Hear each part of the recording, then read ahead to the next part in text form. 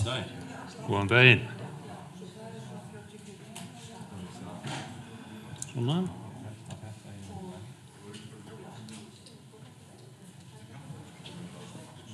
Það veit með þetta hérna. Já.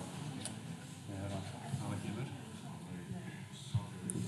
Það er svolítið mikið sko.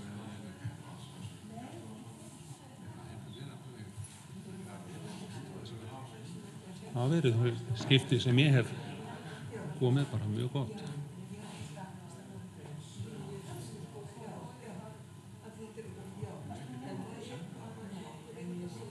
Svona.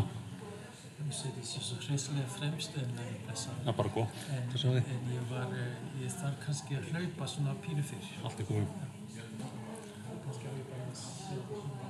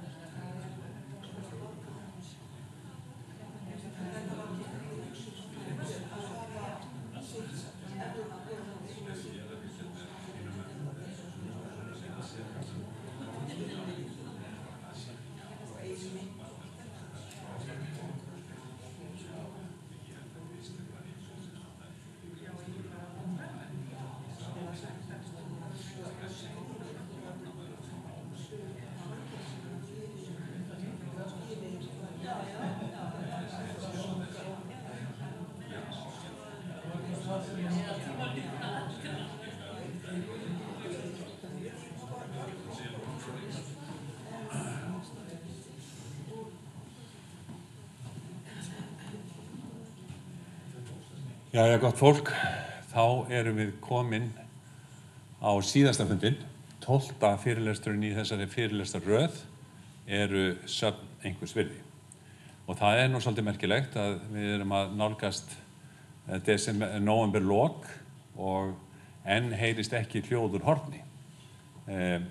Borgaryfirvöld hafa ekki rökstutt sína ákvörðun að leggja niður Borgarskjalasafn. Eitthvað aðeins hefur nú heyrst frá Kópavogi, en það var náttúrulega mjög undarleg samræði sem átti sér stað þar, en það eins og gengur. Ég hvet ykkur sem hafi nú sótt þessa fundi endilega til þess að láta ykkur heyra og minna kjörna fulltrúa á að þeir skulda okkur í það minnsta skýring á af hverju gripið til jafn róttækra aðgerða og þessa að leggja niður heilt Borgarskjalasafn og náttúrulega Héraðsskjalasafn Kópavogs.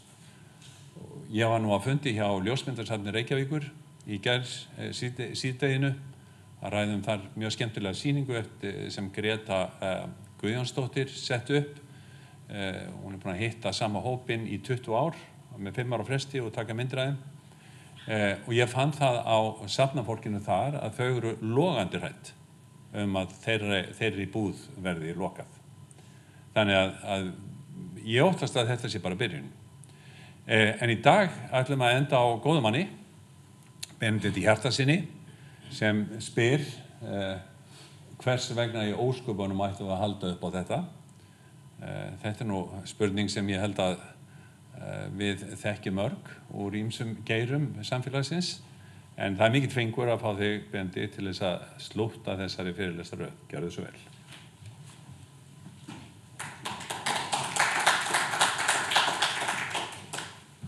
Kæra þakkir.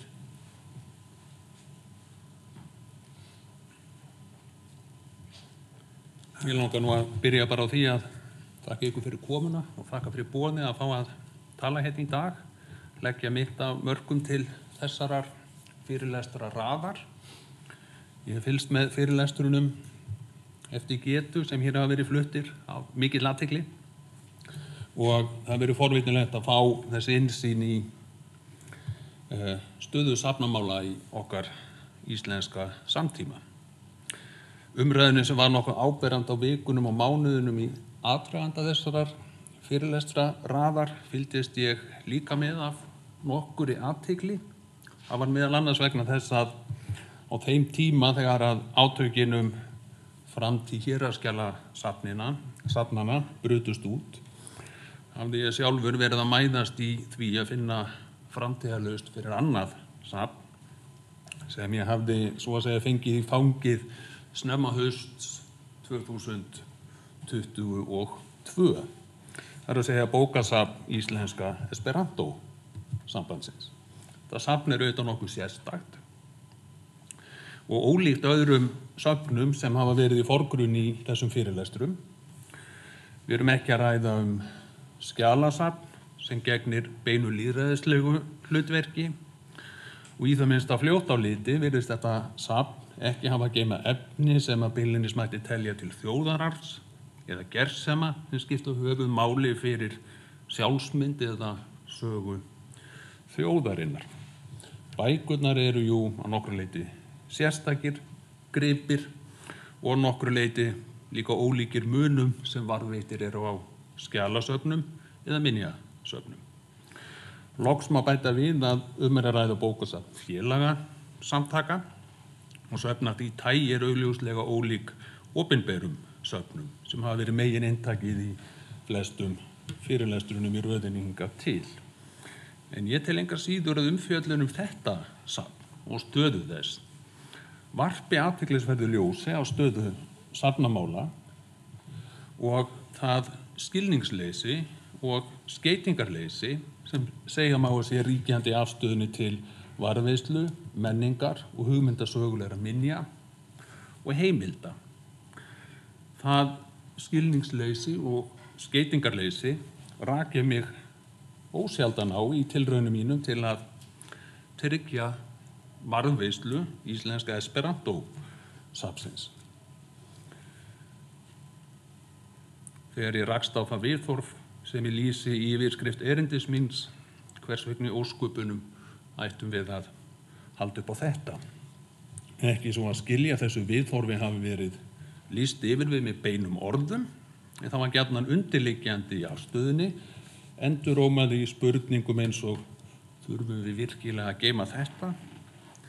Hvað eigum við að gera við þessar gömlu bækur sem enginn les? Hver hefur áhuga á þessu? Á nokkur eftir að lesa þetta? Er þetta ekki allt saman til á netinu? Í stuttumáli sagt, bókasafn Íslenska Esperantó sambandsins saman stendur á nokkur 1000 gulnuðum og plássfrekum bókum sem enginn getur lesið eða hefur áhuga á nema örfáu sérvitringar, og safnið í besta falli til trafala.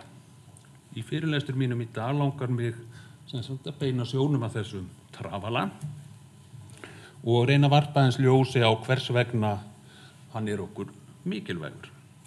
Áður en við höldum lengra held ég rétt að huga aðeins að atburðarásinni sem leiddi til þess að þetta bókasafn Esperantó sambandsins lenti á rakhólum fyrir rúmu ári síðan. Mín aðkoma hófst síðsumars 22 þegar ég til leiðast og mætti loksins á aðalfundi Íslenska Esperantó sambandinu.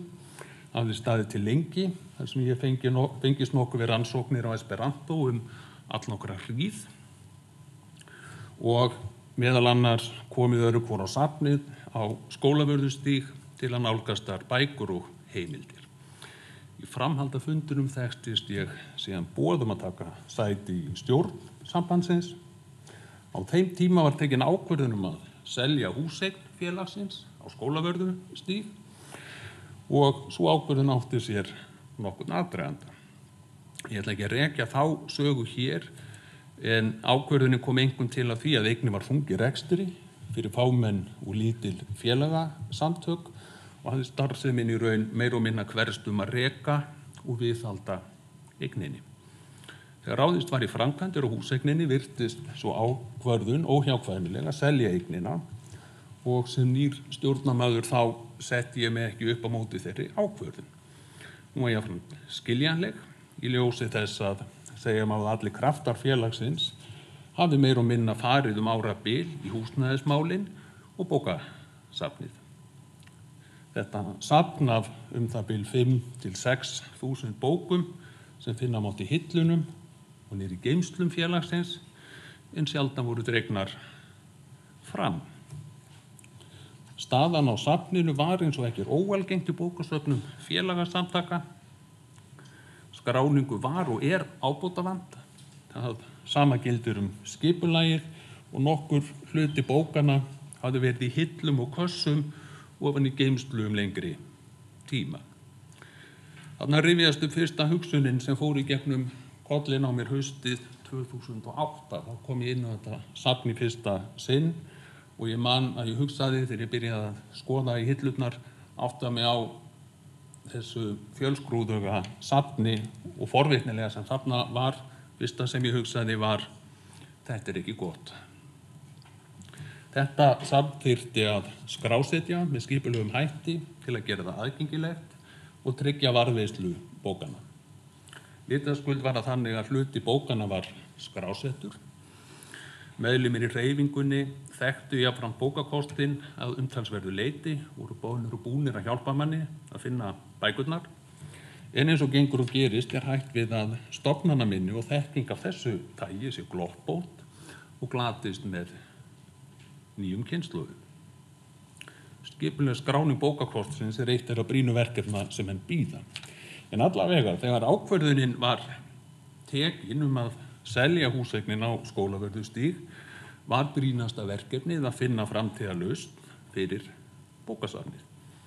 Það komu fram ólík sjónarmið mikilvægi þess að varðveita safnið, hversu mikið mætti grisja, hvað verið mikilvægt að varðveita, hvort besti kosturinn var jafnvel að leysa safnið hreinlega upp. Mín afstaða var sú og er enn að það væri óðsmanns æði að ráðast í grisjun á þessu safni nema að það verið gert samhliða markvissri skráningu á bókunum. Öðrum kosti varu líkur á að mikilvægum ritum og heimildum yrði fargað. Í sjálfu sér hafði ég ekki stórar áhyggjur af framtíð safnsins. Ég var sannfærður að Landsbókasafnið myndi vera reiðubúið að taka við safninu til varðveislu.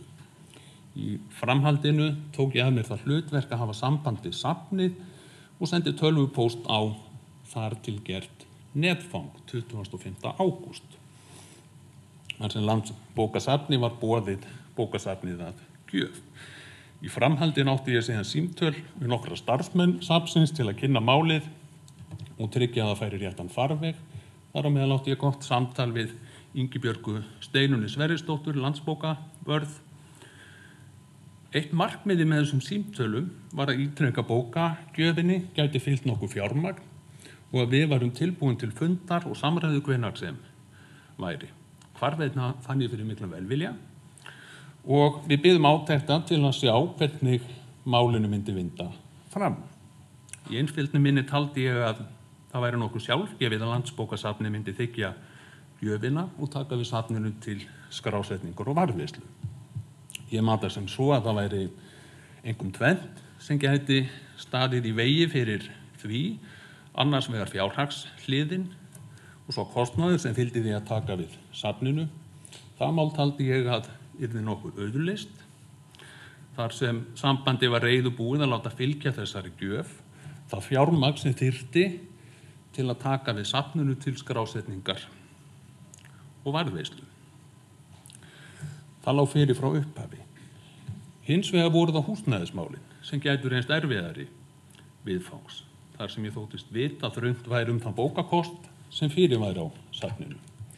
Á hinn bóginn taldi ég að rausnarlegt framlag sem gæti fylgt bókunum gæti orðið til að liðka fyrir í þeim málum. Það sem hins vegar hvarflaði aldrei að mér var að þetta mál myndi stranda á vilja Landsbókasafnsins til að taka við bókakostinum. Það væri hreinlega ekki áhugi á því en svo var það á endanum raunin. Síðar haustið fylgdi ég málinu eftir með símtali, fékk þær upplýsingar að frétta væri að vænta bráðlega, þegar málið yrði tekið fyrir á fundi framkvæmdaráðs Landsbókasafnsins. Þar sem búið var að selja húseignin og Skólavörðustíg og farið að draga nær afhendingu, hafði ég aftur samband við starfsfólk Landsbókasafnsins skömmu síðar til að spyrja frétta. Þá fékk ég þær upplýsingar að málið hefði verið skoðað og ekki væru horfur á því að Landsbókasafnið sæi sér fært að taka við bókakostinum. Ég gat ekki ráðið í þau samskipt á annan hátt en þann að útséð væri að Landsbókasafnið sæi sér fært að þiggja gjöfina. Við vinnuna þessu erindi átti ég aftur í tölvupóst samskiptum við Landsbókavörð sem hafa varpað nokkru ljósi á málið. Ég ákvað þess að senda inn í línu og kanna hvort ég geti fengið að sjá fundargerð frá þeim fundi þar sem málið var afgreitt og gjöfin afþökuð. Ætlunin var að sjá svart á hvítu hvernig þetta hefði verið fært til bókar þar sem mér hafði láðst að óska eftir skriflegri staðfestingu eða fundargerð í framhaldi af áðurnefndu símtali. Þá kom í ljós að engin formleg ákvörðun hafði í raun verið tekin af framkvæmdaráði, heldur hefði málið verið tekið til umræðu í gjafateymi safnsins. En í þeim umræðum komu sem sagt fram þau sjónarmið sem gerðu mér undanins ljóst að ekki væri von til þess að Landsbókasafnið myndi taka við bókakostinum. Það var sannarlega vilji til að taka við íslenskum bókum, safnsins og bókum með beina Íslands tengingu, en ekki væri svigrúm til að taka við öðrum bókum nema í algjörum undantekningar tilvikum. Ástæðan var einkum sú að þessar bækur hreyfðust of lítið. Notendur nafnsins, safnsins, hefðu með öðrum orðum ekki þörf fyrir þær. Eftirspurnin væri of lítil. Þarna var málið sjálfdautt af okkar hálfu, vitaskuld íhuguðum við þann möguleika að koma Íslands tengdu bókunum til Landsbókasafnsins og leysa safnið upp að öðru leyti. Og hinn bóginn blasti við að þar með væri út aðra bækur í Esperanto-safninu. Þegar íslensku bækurnar væru farnar, yrði útilokað að halda saman því sem eftir stæði. Stærstum hluta bókana yrði einfaldlega fargað. Vissulega má segja með þessu hefði þeim hluta bókakostsins sem hefur beina Íslands tengingu verið komið í skjól, þar sem mestu verið skipta við fyrstu sýn. Þetta kom þó aldrei til greina af okkar hálfu og ástæðan einföld. Það er sjálfur tilgangur þessa bókasafns Esperanto sambandsins að vera alþjóðlegt safn, þar sem safnað saman ritum frá ólíkum heimshornum. Að varðveita lítinn hluta þessa safns sem hefur sérstaka tengingu við eitt tiltekið þjóðland eða eina tiltekna þjóðtungu í raun út í hött. Og í vissum skilningi má segja að allar þessar bækur sem á safninu hafi ákveðna Íslands tengingu, einfaldlega vegna þess að þessar bækur hafa borist hingað heim á einhverjum tímapunkti og runnið inn í þetta safn. Eða hvernig metum við það hvaða bækur í þessu safni kunna skipta okkur máli og hverjar ekki. Þar komum við að annarri lykil spurningu. Hvað segir það okkur stöðu safnamála í landinu þegar stofnunin á borð við Landsbókasafnið leggur mat á varðveislugildi bóka út frá notkun og útlánatölum? Má ekki þvert á móti segja út frá sjónarhorni varðveislu að sé einkum brýnt að varðveita þær bækur sem lítið sem ekki hreyfast, en litlar áhyggjur þurfa að hafa þeim bókum sem eru stöðugt í útláni og fólk að lesa.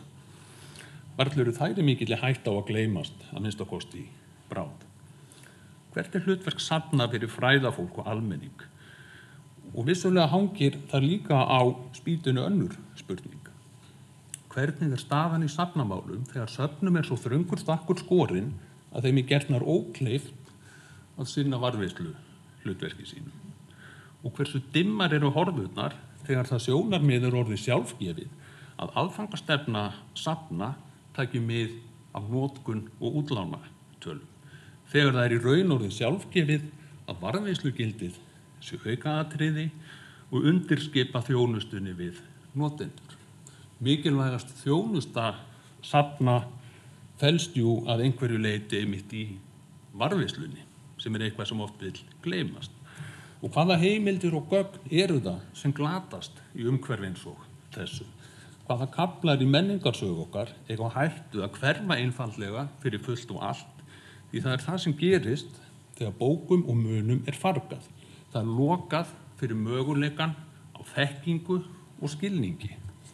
Tekin ákvörðun að farga ákveðnum köflum úr sögunni.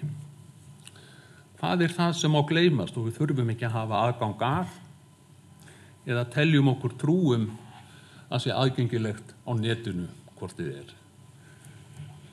Svo við snúum næstu spurning aftur að Esperanto, og hvað er það í safni íslenska Esperanto sambandsins sem er þess eðlis að það getur hugsanlega verið þess virði að halda upp á það? Er þetta ekki meir og minna bara gamla bækur sem tengjast hreyfingu sem hefur verið áberandi hér á landi á ákveðnum tímum, en hverfist í grunninum hugsjón alþjóðlegt tungumál sem er orðin barn síns tíma ef ekki beinlínis úrelt? Er nokkuð þarna sem þarf að varðveita og hefur gildi fyrir aðra en örfáa sérvitringa sem lafa í voninu að Esperanto verði þrátt fyrir allt einn daginn að alþjóðlegu samskiptamáli, mannkyn öllu til hagsbóta eins og það er hugsað? Er þetta nokkuð sem varðar íslenskan almenning eða íslenska menningarsögu?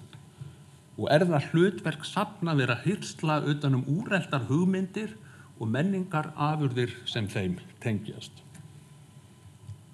Hið einfalda svar við þessari síðustu spurningu er í mínum huga já, þetta er sennilega mikilvægasta hlutverk safna. En áður en við snúum okkur nánar að þessum spurningum langar mig stuttlega að víkja að atburðarásinni í kjölfar þess að ljóst var að Landsbókasafnið myndi ekki taka við safninu. Á þeim tíma fórum við að leita að öðrum möguleikum, einkum 2 valkostir sem við skoðuðum. Annars vegar að reyna að fjárfesta í nýju húsnæði, reyna að reka safnið með svipuðu sniði og verið hafði. Niðurstaðan var sú að sá kostur var ekki fýsilegur. Hins vegar hugsuðum við til annarra safna sem gætu haft huga og bolmagn til að taka við safninu.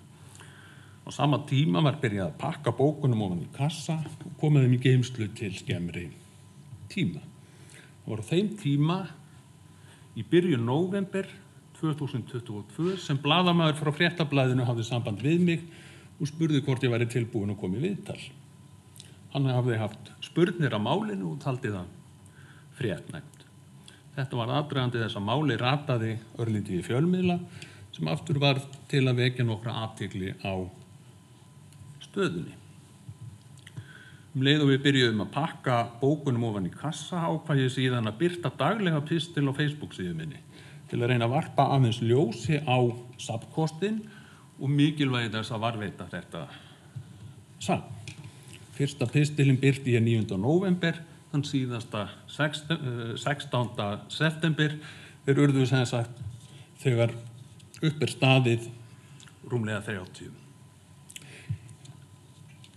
Það var síðan fyrir hvatningu lesenda sem ég ákvað að taka á saman á bók sem kom út hjá bókaútgáfunni Sæmundi núna fyrir nokkrum vikum. Það kápan á henni sem hér má sjá. Ég trúi því að þessi pistlar hafa átt sinn þátt í að opna augu margra fyrir gildi þessa safns.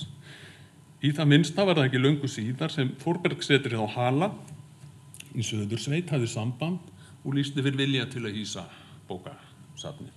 Þar fékkst á endanum farsæl lending í málinu.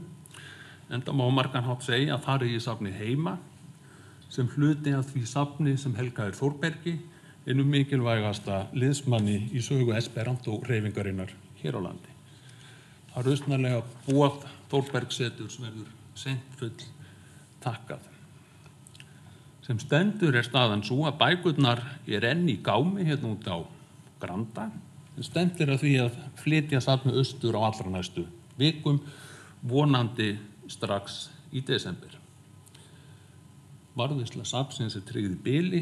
Næsta verkefni verður eftir flutningana verður fólki í þeirri vinnu að skrá bókakostinn og huga því hvernig megi gera hann aðgengilega.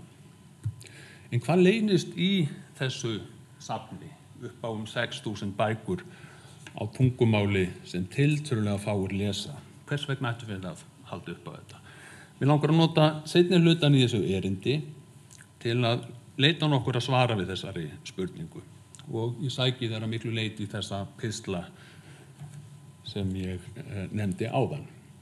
Það sem vakti fyrir mér með ritum pistlana var að gefa lesendum nokkra innsýn í þetta bókasafn og þann aðgang að fortíðinni sem að það veitir okkur. Eitt sjónarmið sem ég rak mig ofta á var að bókasafnið hefðu óneitanlega gildi fyrir fámenn samfélag okkar esperantista hér á landi, ef ekki víðar, en á öðru leyti væri varðveislugildið afar takmarkað. Þetta sjónarhorn á margan hátt skiljanlegt. Helgast öðrum þræði held ég að vera áherslu sem esperantistar hafa löngum lagt á útbreiðslu tungumálsins sem jafnvel á það til að snúast upp í einhvers konar trúboð. Það gæti fyrir vikið oft nokkur þreytu hjá fólki utan hreyfingarinnar sem jafnvel á það til að dæsa dálítið þegar þetta sérviskulega áhugamál ber á góma. Við þetta má bæta að Esperantó margt lokaður málheimur. Þeir sem standa utan samfélagsins hafa alla jafna takmarkaða innsýn í starf og sögu hreyfingarinnar. Að hluta til má rekja það til þess að sölu- og dreifingarkerfi esperantismans hefur löngum verið nokkuð sérstætt. Bækur hafa verið keyptar í áskrift eða á þingum og ferðalögum erlendis, þannig að bækurnar hafa sjaldan komið fyrir augu almennings í venjulegum bókabúðum. Annað algengt sjónarmið var á þá leið að hér væri á ferð úrelt tungumál eða misheppnuð tilraun sem hefði dáið drottni sínum snemma á 20. öld. Slíkar hugmyndir ekki með öllu lausu lofti gripnar kannski og óhætt að fullyrða blómaskeið esperantólík í fortíðinni. Á hinn bóginn má segja að þótt draumurinn kröftugt alþjóðlegt samskiptamál hafi ekki ræst, þá esperantó enn lifandi tungumál sem nú þegar á sér langa og margbrotna sögu sem teygir sig yfir næstum 1,5 öld. Megin markmiðið með pistlunum var með öðrum orðum að bregðast við því sem ég skynjaði sem ákveðið skilningsleysi á mikilvægi og eðli þessa safns. hvað það hefði að geyma. Frá mínum bæjardyrum séð saga Esperanto ekki saga samfélag sem við getum skorðað af með einföldum hætti. Hún samofin allri menningarsögu nútímans. Í stuttumáli sagt, við erum að tala safn sem skiptir ekki aðeins esperantista máli, heldur alla þá sem fást við rannsóknir á menningarsögu nútímans. Ekki síst með tilliti til þeirra alþjóðlegu strauma sem borist hafa hingað til lands með bókaútgáfu tungumálinu. Það var þetta sem ég hafði í huga þegar ég valdi pistlunum bókartitilinn Huldukerfi heims bókmenntana, sem vísar til þess hvernig lýsa má bókaútgáfu Esperanto hreyfingarinnar sem nokkurs konar alþjóðlegu eða þverþjóðlegu huldukerfi, þar sem hugmyndir og menningarafurðir streyma heimsorðna á milli eftir lítt sýnilegum og oft ókunnugum leiðum. Ekki síst hvernig þær berast á milli ólíkra landfræðilegra og mállegra jaðarsvæða. Nú langar mig í síðasta hlutanum að beina sjónum bara að nokkrum þeirra rita sem hafa fangað athygli mína á íslenska Esperanto-safninu til að reyna að varpa ljós á það samhengi sem ég hef verið að reyna að bregða. Nú förum við aðeins yfir, kíkjum kannski á eitthvað af þessum ritum. Þetta var textinn sem ég kom fyrst að, þýðing 1927 í Iðunni, Hallbjörn Halldórsson og Þórbergur Þórðarsson þýða þessa smásögu sem frumsamin á Esperanto eftir íslenskan rithöfund og esperantista, Henrik Alari, kallaði sig líka Henrik Seppik og Henrik Sepama. Spurningin, og þetta fer ég að skoða fyrst inn á safni, hvernig stendur á því að þessi texti, þetta fyrsti textin sem kynntur hér heima undir merkjum þessari nýju framúrstefnuhreyfinga í Evrópu með stuttum inngangi ritstjóra expressionisman í bókmenntum. Hvernig stendur á því að expressionismin kemur til Íslands frá Íslandi í gegnum frumsaminn texta á Esperanto. Hvað liggur þarna inn? Ég skrifaði grein þetta á sínum tíma, setti það í samhengi við höfundarverk Þórbergs, hans áhuga á fúturismanum og öðru á þeim tíma, en í rauninni sér maður líka hjá Hallbirni Halldórssyni, prentara. Hann hefur áhuga á þessu, annar þungavirtamaður í hreyfingunni á þessum tíma.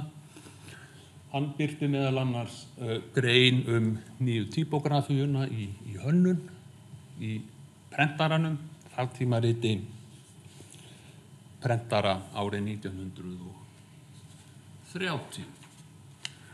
Og eftir nokkra leit hafði ég upp á þessum frumtexta. Þetta texti sem kemur út í tímariti þjóðleysingjahreyfingarinnar 1925, Senatsiega Revuo. Þórbergur var fyrstu til að ganga í þessa hreyfingu 26 og var áskrifandi að þessu tímariti. Ef við kíkjum á næstu glæru sjáum við hér rit sem pangaði athygli mína mjög snemma, Pri Moderna Arto, nútíma list sem við sjáum hér. Rit allar nýjustu listhreyfingar í alþjóðlegu samhengi á þessum tíma, gefið út ekki bara sem listsögulegt rit til að kynna þetta almennt fyrir lesendum, heldur segir beinlínis í inngangi, gefið út frá sjónarmiði áróður, það að segja til að dreifa út þessa nýju hugmyndir. Hún kemur 1933. Verk af þessu tagi, bækur af þessu tagi eru nokkuð þekktar í samhengi framúrstefnunar.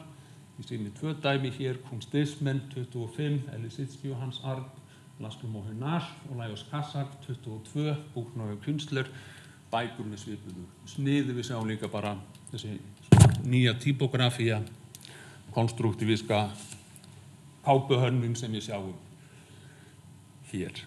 Sennilega þetta fyrsta ritið af þessu tagi sem að berst hingað til lands. Þetta eintak úr einkaeigu, einkasafni Þorsteins Þorsteinssonar sem var lykilmaður í hreyfingunni á fyrstu árunum.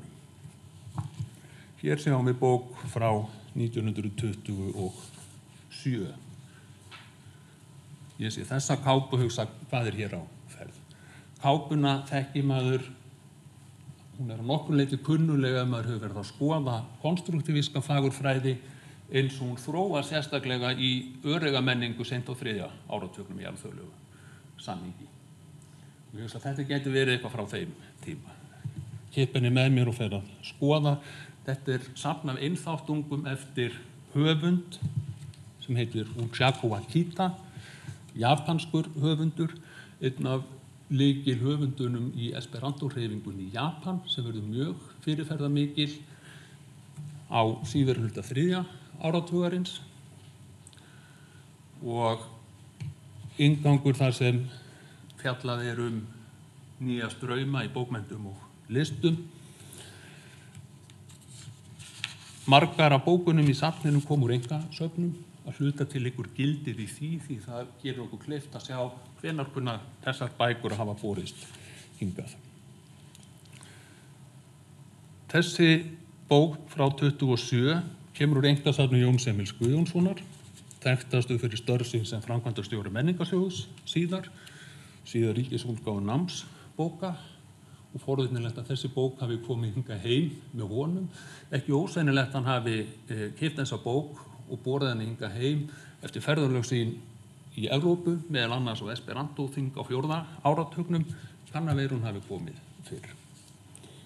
En að konstruktívísk fagurfræði hafi borist inn í íslenska menningu á bókarkápum, á bókum á Esperanto frá Japan ansi forvitnilegt. Við getum farið hér í næstu. Þar sjáum við þessar tengingar við Japan. Þetta liggur ekki bara í þessum bókum sem þarna við sjáum beinlínis merki að þessi deigla sem í Esperanto-hreyfingunni í Japan á 3. áratugnum, fyrir hluta 4. áratugarins. Þessar róttæku hreyfingar þar eru bannaðar 33 í hreinsunum í Japan. Hér einn smásaga sem ég rakst á 1935, kom í Nýju konunni sem gefið út á kvennanefnd kommunistaflokksins, örega saga frá Japan. Þarna líka talsvert birt af bréfaskrifum og bréfaskiptum frá japanskum verkakonum. Bara sem eitt dæmið hvað kemur þarna inn. Þetta að hluta til tengt hóp hér heima sem tengdist þessu tímariti. Mateno, gefið fyrst út í Reykjavík, síðan á Ísafirði, fyrst 35-6 og svo áfram á Ísafirði 38-9. Þetta var tímarit sem var tengt alþjóða samtökum örega hreyfingarinnar í Sovétríkjunum. Þessi samtök töldu 25 meðlimi hér heima, héldu meðal annars úti þessu tímariti og það sömuleiðis til umræðu í þessu tímariti greinar og annar úr erlendum heftum. Helgi Hannesson og Óskar Jensen voru ritstjórar hér. Ég gef ykkur hér aðeins innsýn í efni sem ég að vinna úr núna fræðilega grein. Ég verið að taka saman það sem ég hef rekist á af smásagnaþýðingum úr Esperanto á tímabilinu frá 27-35. Þetta verður ákveðin deigla eftirstríðs árunum aftur. Þarna við með tímabili frá því maður sér fyrstu þýðingarnar koma þangað til að þessi gluggi lokast. Baklandið í svona verkalýðshreyfingun innan Esperanto sem hafi verið mjög mikilvægt á 3. og fyrir hluta 4. áratugarins var aðallega í Sovétríkjunum og Þýskalandi. Við vitum hvað gerist í Þýskalandi 33. Þá í rauninni saumaðarhreyfingunni þar. Svo verður seinna höggið verða hreinsanirnar í Sovétríkjunum. Þar sem fjöldi þeirra esperantista sem lendir þar í þrælkunarbúðum skiptir þúsundum. Og margir lykilmenn í hreyfingunni beinlínis teknir af lífi í þeim hreinsunum. Þannig það bakgrunnurinn að því að þarna lokast glugginn að einhver leyti 35. En ef við sjáum bara hér, ég fer stutt yfir, þetta er ekki mikill fjöldi af þýðingum. Þetta eru bæði þýðingar á textum sem eru frumsamdir á esperanto og þýðingum esperanto sem millimáli. Það sem er forvitnilegt hér er samsetningin á þessu efni. Við höfum talað eistneskar nútíma bókmenntir og japanskar öreigabókmenntir. Við erum líka með 3 jiddískar smásögur, einhverja fyrstu þýðingarnar á jiddískum bókmenntum sem við fáum hér heim í gegnum esperanto sem millimál, búlgarskar nútíma bókmenntir, flæmskar nútíma bókmenntir, ungverskar nútíma bókmenntir. Eitt af því sem er forvitnilegt í þessu er meðal annars tengingin bæði við gyðinglega menningu á þessum tíma og þetta svæði, menningarsvæði í Mið- og Austur-Evrópu. Þeir straumar að koma með nokkuð áberandi hætti hér inn í gegnum esperanto. Þarna var svona þungamiðjan í starfsemin á þeim tíma í Mið-Evrópu. Zamenhof sem býr til tungumáli er frá bænum Bialystok sem er á þeim tíma í Rússlandi, núna á austurlandamærunum í Póllandi. Pólland, Úkraína, Belarús, Eystrasaltslöndin, niður til Tékkó og Ungverjalands. Þarna var þungamiðjan í hreyfingun og gríðarlega sterkar tengingar við hinn jiddíska málheim og gyðinglega menningu. Þetta sjáum við endurspeglast hér. Sögurnar 3 sem ég nefndi kom allar úr þessari bók hér. Þær eru þýddar úr esperanto úr þessu riti með smásögum eftir Sholom Aleichem og Ishok Peretz. Kom út í Leipzig 1923.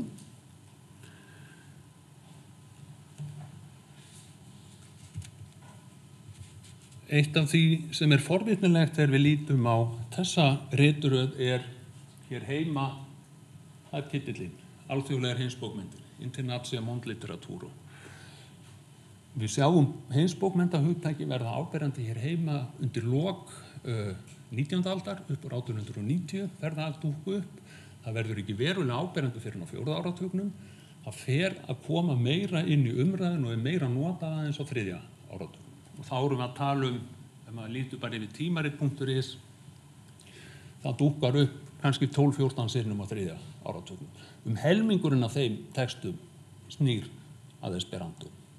Það er umræða þessa ritröð hér, það er verið að kynna þessu höfunda sem er verið að þýða sem höfunda heimsbókmennta, meðal annars þá höfunda sem koma í litla tímaritinu og svo framvegis. Þannig að beinlínis getum við sagt heimsbókmenntahugtækið sem á þessum tíma er að svona rata inn í og festa sig í sessi í menningar og bókmenntumræði hér heima, svo umræða kemur að hluta til þarna í gegn. Það var alls 21 bók sem kom í þessari ritröð á árunum 22 til 29, svolítið lýsandi dæmi kannski það hvernig þetta nýja hefðarveldi heimsbókmennta er byggt upp með handvirkum hætti á nýju tungumáli. Þýðingar voru gríðarlega mikilvægar í esperanto-hreyfingun alveg frá byrjun, bara frá 1887 þegar fyrsta bókin kemur. Og það eru annars vegar klassísku höfundarnir, stóru höfundarnir, að byrja á þýðingum á Goethe, Balzac, Shakespeare og svo framvegis. En svo koma líka smærri höfundar á öðrum tungumálum, ekki síst frá þessum löndum þar sem hreyfingin var hvað sterkust. Ef við lítum á þessa ritröð þá sjáum við bækur eftir Poe, Strindberg, Goethe, Turgenev, Chamisso, Pushkin, Balzac. Við sjáum líka texta eftir Stamatot og Rosevich, Bekelmans, Aleichem, Peretz, þessir jiddísku, búlgörsku, flæmsku höfundar sem þýddir voru þaðan yfir á íslensku. Við sjáum pólska höfunda, Henrik Sienkiewicz og fleiri, hollensku höfundin Hildebrand, japanska höfunda, katalónskan höfund, Prudenci Bertrana, króatískur höfundur, Dinko Šimunović, belgíski höfundurinn Sors Eckhout og svo framvegis. Þannig við sjáum hvernig þetta byggist upp. Stærstur hluti af þessum þýðingum kom í þessu tímariti hér sem var gefið út af Jóni H. Guðmundsssyni, rithöfundi og prentara. Kom í 3 heftum 29 til 30. Megin áherslan var á þýddar smásögur eftir öndvegishöfunda. Það ef ég man rétt 11 smásögur í heildina sem birtast þarna í þýðingum. Þarna koma Maupassant, þarna koma þýðingar á Gorki og Dostojevski, en helmingur af þessum þýðingum kemur úr esperanto. Talsvert mikið látið með þetta tímarit þegar það kemur fyrir vandaðar þýðingar og gæða bókmenntum. Þegar við nefnum landfræðilega samhengið, nefnum við kannski þetta hér líka, sýnisbækurnar. Það er gríðarlega áhersla á þessa útgáfu á sýnisritum ólíkra þjóðarbókmennta á 3. og 4. áratug. Hér er listi með svona helstu sýnisritum ólíkra þjóðarbókmennta sem kom út fyrir 40, pólskar, katalónskar, búlgarskar, ungverskar, spænskar, belgískar, eistneskar, sænskar, tékkneskar, svissneskar, danskar, norskar. Svo önnur safnrit ýmist smásögur eða ljóð eða annað, króatískar, litáískar, japanskar, kóreskar. Eitt af því sem vekur auðvitað athygli hér, það er engar þýskar bókmenntir, það er engar enskar bókmenntir, það er engar franskar bókmenntir, það er engar rússneskar bókmenntir. Þetta getum við einhverju leyti sagt, það kemur í gegnum almennari þýðingarnar, þarna er verið að bregða upp svona mynda breiðari flóru, en þetta segir líka eitthvað hvar þessi hreyfing hafði sín sterkustu ítök. Og hvað er að koma hingað heim? Þetta voru bækur sem að lesendur tungumálsins drukku í sig. Þetta er þessi alþjóðlegi hugmyndaheimur sem að höfundar eins og Þórbergur lifir og hrærast í á þessum tíma. Og ekki bara hann, við horfum bara á rithöfunda hér heima, annar maður í fyrstu stjórninni þegar sambandið er stofnað á sínum tíma er Jakob Smári, Sigurður Kristófer Pétursson, frumsemur ljóð á esperanto og fleira. Hér bara dæmi þessar eldri þýðingar á pólskum bókmenntum. Einn af fyrstu þýðingunum frá 1891, Henrik Sienkiewicz, að mörgu leyti gleymdur í dag, er einhver mest þýddi erlendu höfundurinn hér heima á öðrum 3. áratugnum, Nóbelsverðlaunahafi 1905. Talsvert mikið af þýðingum á honum og esperanto sem að hluta til eru hér heima. Við vitum ekki hvenær það kemur. Það er yfir 20 bækur eftir Tolstói þýddar á esperanto. Margar þeir eru til í þessu bókasafni.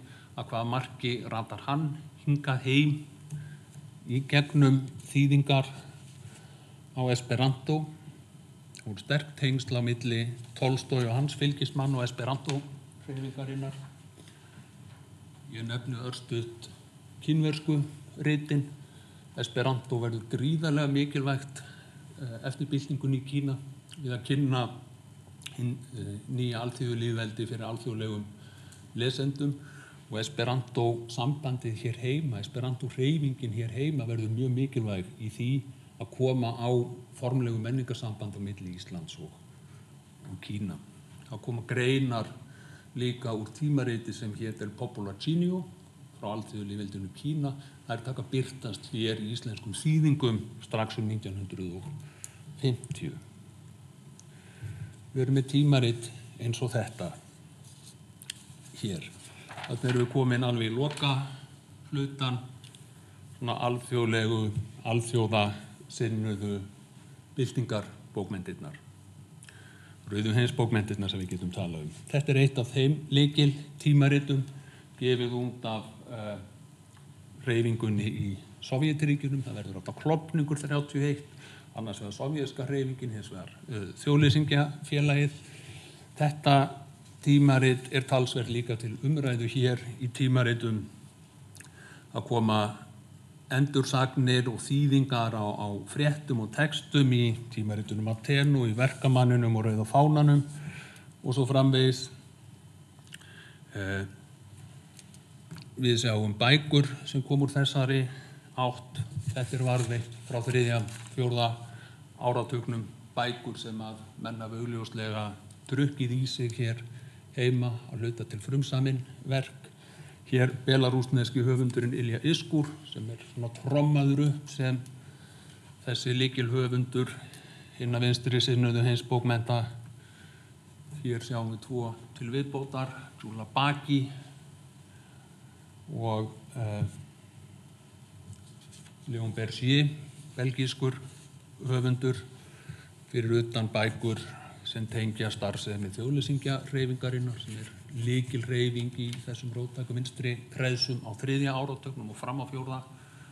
áratuginn, gríðarlega öflug sem breiðfylking marxista, anarkista og sósíaldemókrata. Þarna sjáum við fjölskrúðu útgáfu á ritum eftir bæði frumsömdum verkum, þýðingar á ritum eftir Marx, Kropotkin og svo framvegis.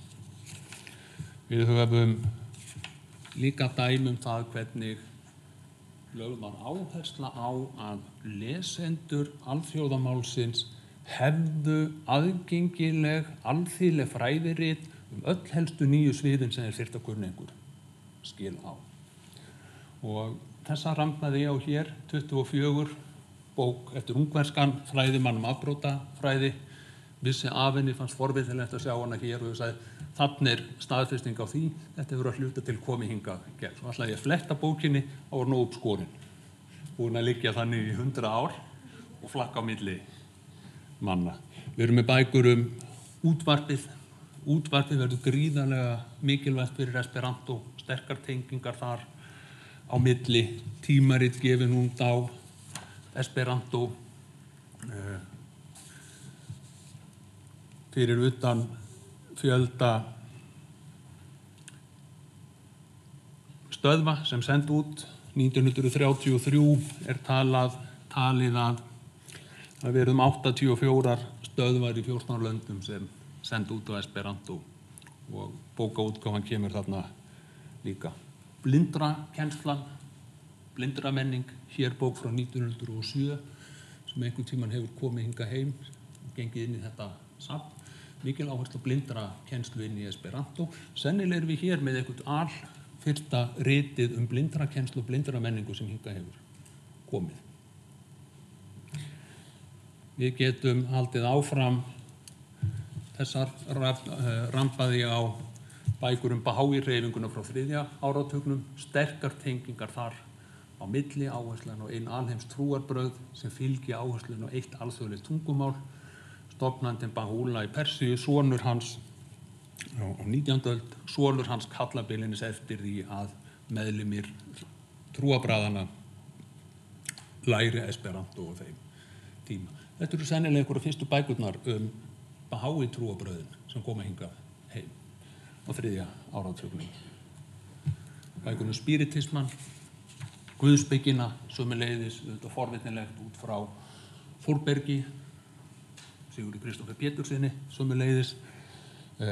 Guðspekileg tímarit, það eru 2 alþjóðleg tímarit gefin út á Esperanto á þessum tíma. Ég veit ekki hvort þau eru til í bókakostunum í safninu hjá okkur, en það talsvert af bókum. Spiritísku ritin eru umtalsvert mörg, flest gefin út í Brasilíu. Það einfaldlega Esperanto-hreyfingin verður öflug þar og spiritisma-hreyfingin verður öflug þar. Og síðasta sem ég langar að nefna, smáprent. Urmull af smáprenti sem við höfum í þessu safni.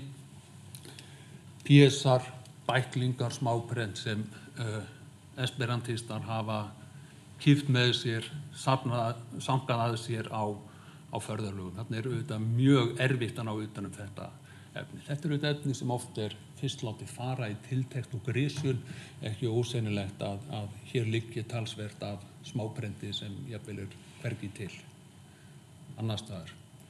Og þar held ég bara að ég ljúki máli mínu, svo hefur nú smá tíma líka fyrir umræður, spurningar.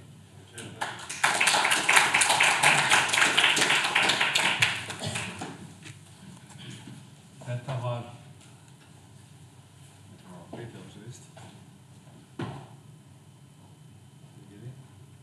var frábær fyrirlestur. Þú byrjar á því að segja okkur það að Esperanto-safnið sé ekki gersemar, en svo hægt og bítandi leiðir það í ljós að þetta eru stórkostlegir gersemar sem Það hér er er ótrúlega saga í þessu safni, sko. alveg magnað. Heyrðu, það er Sigrún, gjörðu svo vel. Þakka fyrir þetta mjög áhugaverð. Mér langaði til að spyrja hversu útbreitt var þetta sem talmál og til dæmis innan félagafundum eða þannig. Þetta var talmál og það varst fram að því hvort það einhvern veginn kennt í skólum sem var námskeið og við ekki kannski eitthvað. Já, þetta var... Já. Já.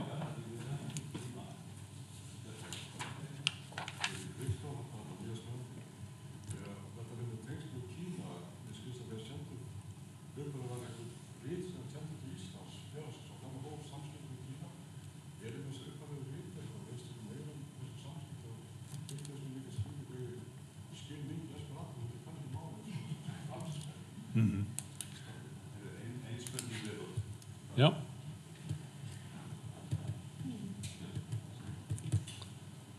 Takk. Mér langaði bara að spyrja út í þekkjum aðra rannsóknir sem eru svona að fara í þennan sama, eða eru að vinna í sama farveg, þar að segja hugmyndafræði, pólitík, tungumálið og allt þetta saman í. Þú svarar núna og síðan tekur Kristján hendur þess. Já, ok. Ég taki kannski bara spurningarnar aðeins á röðin eins og þær komu. Í fyrsta lagi með sko notkunina sem talmál. Það er auðvitað markmið með öllu. Það er talmálið í einhvern skilningi og auðvitað mikil áhersla á að nota þetta sem lifandi talmál og er talsvert notað í alþjóðlegum samskiptum þessum tíma. Hugmyndin eru þetta á að vera einfalt tungumál, auðvelt að ná grunninum og byrja að tala og nota það. Ég segi nú eftir mína reynslu að hafa verið að sitja svolítið yfir að reyna að læra þetta. Þetta er ekki eins einfalt tungumál og oft er haldið fram. Það getur verið mjög snúið af því lógíkin í þetta aldrei öðruvísi. En þetta er notað sem í rauninni talmál í samskiptum.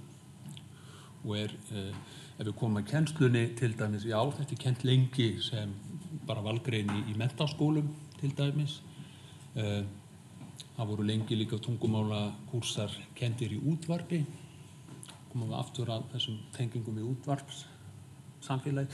Þetta umhverfi eru auðvitað dálítið að breytast vegna þess að tungumálakennsla núna er að færast meira bara yfir á neti þar sem fólk er með, nú lærir fólk þetta á Duolingo, sko, sem eru auðvitað svolítið annað umhverfi vegna þess að þar lærir fólk á einstaklingsbasis. Þannig það kemur þessi staða sem kannski fleiri er að læra eitthvað örlítið hrafn í tungumálinu en það verður ekki þetta sko félagslega samhengi sem er svo mikilvægt auðvitað í hreyfinguna. Hefur þetta verið kennt þessum tæki?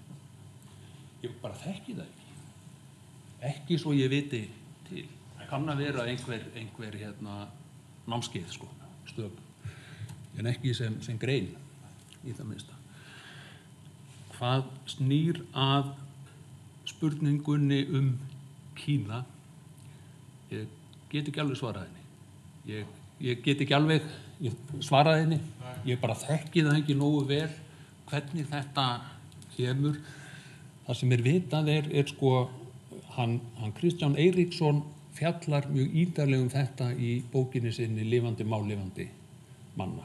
Þar ræðir hann þessi tengsl á milli Esperanto-hreyfingarinnar og þetta samband þegar að verður að koma menningarsambandi við Kína á þeim tíma. Og við sjáum þegar sendinefndin fer til Kína þá Þórbergur einn af þeim sem í nefndinni. Ein ástæðan fyrir því tungumálið, að hafa einhvern í nefndinni sem hefði færi á að tala við Kínverjana á Esperanto. Því þetta var notað og þetta var lært þar. Þannig það svona það sem ég get svarað því, sko. Það náttúrulega með þessi vinna sem var hér á bakvið þetta var í raunin á þeim tíma, við erum að tæma úr hillunum, pakka bókasafninu ofan í kassa og svo sér maður einhverja bækur og kippir með sér og fer eitthvað að skoða. Ég tók þarna eina af þessum kínversku bókum bara rétt til að kíkja og nefna þessi kínversku tengsl. Það talsvert af bæði tímaritum og bókum þarna sem varpar væntanlega betur ljósi á þetta. Þetta hefur ekki verið skoðað með markvissum hætti. Þarna eru þetta líka í þessu safni og það annað sem að skiptir máli, ekki bara einkasöfn en bókum, það líka eitthvað af skjölum og öðru sem varðveitt sem á eftir að fara í gegnum, koma þá á þjóðskjalasafn. Það bara hluti af eða borgar eða hvaða safn sem verður þá eftir. Varðandi spurninguna hjá Davíð, það ég skal tala mjög hratt. Það talsvert mikið auðvitað af rannsóknum. Vandinn með rannsóknirnar á Esperanto að þetta alltaf lokaður málheimur og það eina ástæðan fyrir því að ég sé bara ég þarf að læra þetta tungumál almennilega, einfaldlega annars vegar til að geta unnið með þessar heimildir, hins vegar til að hafa aðgang að fræðilegum skrifum, vegna þess að þau eru líka stórum hluta til á Esperanto. Það talsvert af forvitnilegum rannsóknum meira á kannski afmörkuðum köflum. Það nýlegt einn núna til dæmis Esperanto í samhengi Sovétríkjanna. Það eitthvað sem hefur verið skrifað dálítið það eru bækur svona afmarkaðri þætti þessari sögu, en ekki svona kannski beinlínis þar sem ég séð unnið með svona svipuðum hætti. Það eru tvær spurningar eftir Kristján Jónsson, stutt og Já. svo. Í raun og veru örstuð frá mér bara skemmtileg samantekt á svona flæði inn til Íslands í gegnum Esperanto, en hvað með þýðingar á íslensku yfir á Esperanto og dreifing á því þá út allan heim? Það annar fyrirlestur og efni sem ég hef ekki skoðað eins mikið. Á hinn bóginn getum við sagt að það óhemju mikið sem þýtt af íslensku yfir á Esperanto. Þýðingar, til dæmis Baldurs Ragnarssonar, það gríðarlega mikið af íslenskum bókmenntum sem hafa verið þýddar á Esperanto. Væri forvitnilegt að sjá bara hversu í samanburði við önnur tungumál. Ég ekki viss að það séu mörg erlend tungumál sem hafa jafnmarga titla þýdda úr íslenskum bókmenntum á Esperanto. Í það minnsta myndi ég leyfa mér að fullyrða að þetta eitt af þeim 10 tungumálum þar sem til mest af þýðingum á íslenskum bókmenntum. Ég get alveg fullyrt það. Að þetta þýðingarnar eru svo mikil kjarni allri þessari starfsemi. Já, ég vil nú, Ingibjörg Steinunn Sverrisdóttir heiti ég, landsbókavörður, aðeins að koma inn í þessa sögu og ég ætla bara að segja það, við tókum aldrei beinlínis ákvörðun, það kemur kannski fram í þessum bréfaskipti sem við áttum í gær. Já, nákvæmlega.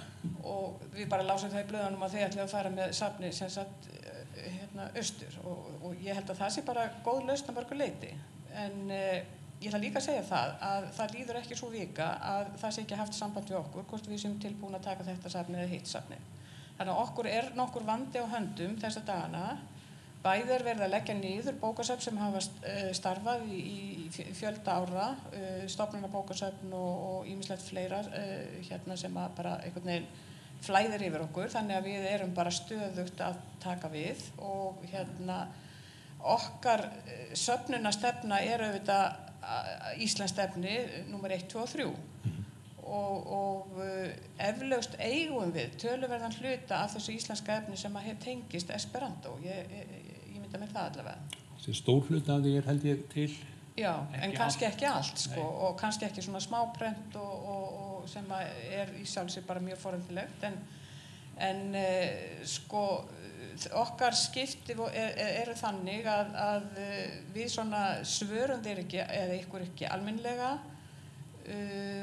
Það var líka að við erum bara sjálf í þeirri vinnu að reyna að ná utanum. Það ekki Esperanto-söfn eða einhver svona undarleg söfn sem að banka upp á hjá okkur. Það bara heimilisbókasöfn frá fólki og það bara eitthvað að gerast svolítið í okkar kúltúr að menningin eða þessi ritaða menning, hún bara að færast yfir á netið og fólk vill ekki hafa þessi heimilisbókasöfn sem að voru hér upp allar hillur og öllum heimilum og bara stolt hvert heimilis áður. Þannig að þetta, fólk hringir í okkur, það getur ekki fengið sér til að henda þessu. Þannig að við erum bara alla daga í þessu og þetta hefur bara aukist núna síðastliðin 2 ár.